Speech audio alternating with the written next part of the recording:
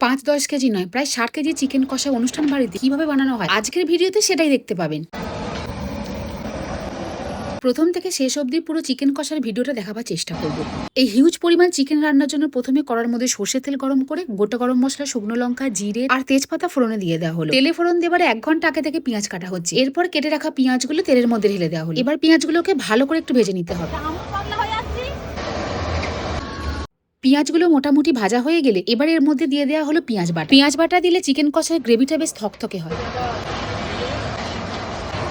পেঁয়াজটা ভালো করে ভাজা হয়ে গেলে অল্প একটু রসুন বাটা অন্যান্য তরকারির জন্য সরিয়ে রেখে বাকি রসুন বাটাটা এর মধ্যে দিয়ে দেওয়া হলো।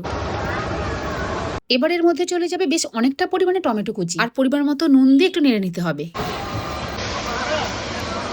টমেটোটা একটু রান্না হয়ে গেলে এর মধ্যে দিয়ে দিতে হবে আদা বাটা আর দিয়ে দেওয়া হলো অল্প একটু টমেটো সস। একটা একটা করে পেস্ট যাচ্ছে আর পুরো মশলাটাকে কষানো হচ্ছে। মাংস কষানোর অনেকক্ষণ আগেই বাজার থেকে চিকেন চলে এসেছিল, সেটাকে ধুয়ে বেছে আরো দুবার ভালো জলে পরিষ্কার করে নেওয়া হয়। কালারের জন্য দিয়ে দেওয়া হলো 2 প্যাকেট মতো কাশ্মীরি গুঁড়ো লঙ্কা। সমস্ত মশলা একবারে না দিয়ে প্রত্যেকটা মশলা একটা একটা করে দেওয়া হচ্ছে আর কষানো হচ্ছে। এখন দিয়ে দেওয়া হচ্ছে 3 থেকে 4 প্যাকেট মতো গুঁড়ো লঙ্কা। এবার দিয়ে দেওয়া হচ্ছে হলুদ গুঁড়ো, পরিমাণ মতো লঙ্কা গুঁড়ো আর হলুদ গুঁড়ো দিয়ে অল্প একটু চিনি মিশিয়ে পুরো মশলাটাকে ভালো করে কষিয়ে নেওয়া হচ্ছে। তলাটা যাতে না ধরে যায় তার জন্য কিন্তু সময় নেড়ে যেতে হবে। এরপর অল্প একটু জল দিয়ে 2 থেকে 3 মিনিট মতো ফুটিয়ে নিয়ে এর মধ্যে দিয়ে দেওয়া হলো 3 প্যাকেট মতন জিরে গুঁড়ো আর 2 প্যাকেট ধনে গুঁড়ো। ধনে আর জিরে গুঁড়োটাকে সবার লাস্টে দিয়ে এবার মশলাটাকে খুব ভালো করে কষিয়ে নেওয়া হবে যতক্ষণ না পর্যন্ত মশলা থেকে তেল বেরোয়।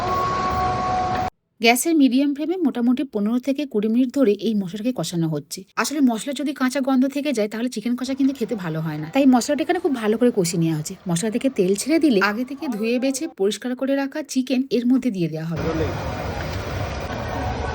মাংস দিয়ে দেওয়ার পর এবার সব থেকে খাটুনির কাজ হলো মশলার মধ্যে চিকেনগুলোকে ভালো করে মিশিয়ে নেওয়া।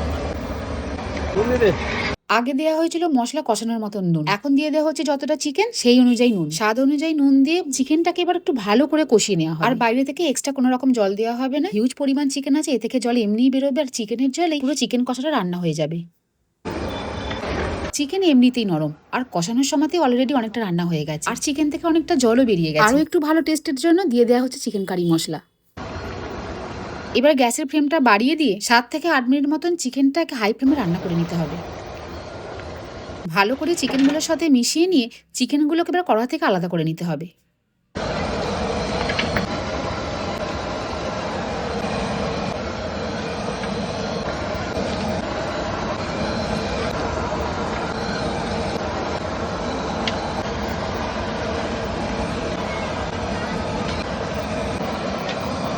গ্রেভি থেকে চিকেন আলাদা করে নিয়ে ভালো গন্ধের জন্য এখন দিয়ে দেওয়া হচ্ছে বেশ অনেকটা পরিমাণে গোটা গরম মশলা গুঁড়ো। এবার চলে যাচ্ছে এর মধ্যে ভালো ঘি। গার্নিশিং এর জন্য দিয়ে দেওয়া হচ্ছে অল্প একটু ধনেপাতা। চিকেন আলাদা করে নেবার পর ওই গ্রেভিটার মধ্যে অল্প একটু টক দই মিশিয়ে গ্রেভিটাকে আরো ঘন করে নেওয়া হচ্ছে। 5-7 মিনিট মতন ফুটিয়ে নিয়ে গ্রেভিটাকে ঘন করে নিয়ে চিকেনের উপর দিয়ে দেওয়া হবে। চিকেন থেকে যেহেতু অনেক জল বেরোয় তাই টক দইটা প্রথমে না দিয়ে শেষে গ্রেভির মধ্যে মিশিয়ে ভালো করে ফুটিয়ে একটু ঘন করে নিয়ে চিকেনের উপর এই দই মেশানো গ্রেভিটা দিয়ে দেওয়া হলো। এবার চিকেনটাকে ঘি, গরম মশলা, ধনেপাতা এবং গ্রেভির সাথে ভালো করে মিশিয়ে নিলেই অনুষ্ঠান বাড়ির চিকেন কষা একদম রেডি।